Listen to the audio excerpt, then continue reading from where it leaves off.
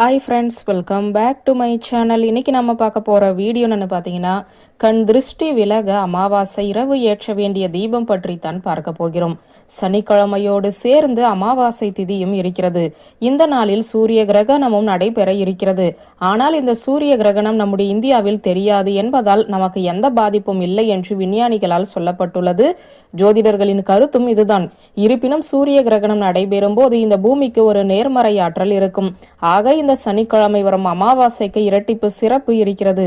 அது மட்டுமல்லாமல் இந்த சனிக்கிழமை சனி பெயர்ச்சியும் நடக்க இருக்கிறது. இந்த அற்புதம் வாய்ந்த நாளில் நாம் செய்யக்கூடிய வழிபாட்டு முறைகளும் பரிகாரங்களும் நமக்கு அற்புதமான பலனை கைமேல் கொடுக்கும்.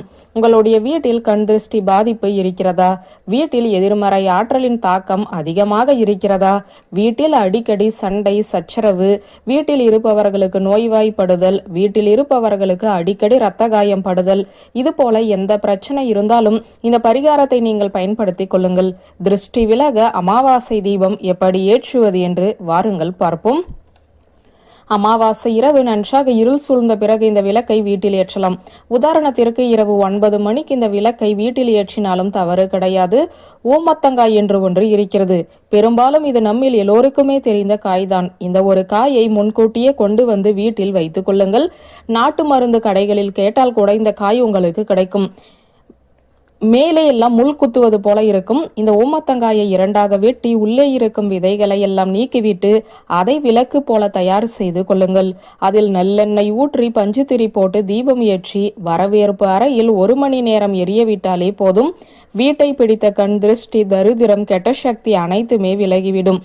வீட்டில் மீண்டும் கெட்ட சக்திகள் வந்து தங்காமல் இருக்க இந்த தீப வழிபாடு உங்களுக்கு உதவியாக இருக்கும். குல தெய்வத்தை நினைத்தும் முன்னோர்களை நினைத்தும் இந்த வழிபாட்டை மேற்கொள்ளுங்கள். அமாவாசை இரவு 1 மணி நேரம் இந்த தீபம் உங்களுடைய வீட்டில் ஏற்றினால் போதும். முடிந்தால் உங்களுக்கு வாய்ப்பு கிடைத்தால் இந்த தீபத்தின் முன்பாக அமர்ந்து உங்கள் வீட்டு குல தெய்வத்தின் பெயரை 108 முறை உச்சரிக்க அபரிமிதமான நல்ல ஆற்றல், பாசிட்டிவ் எனர்ஜி உங்களுக்கும் உங்களுடைய குடும்பத்திற்கும் உங்கள் வீட்டிற்கும் கிடைக்கும் என்ற தகவலை சொல்லி இந்த வீடியோவை நிறைவு செய்கிறேன். நன்றி, வணக்கம்.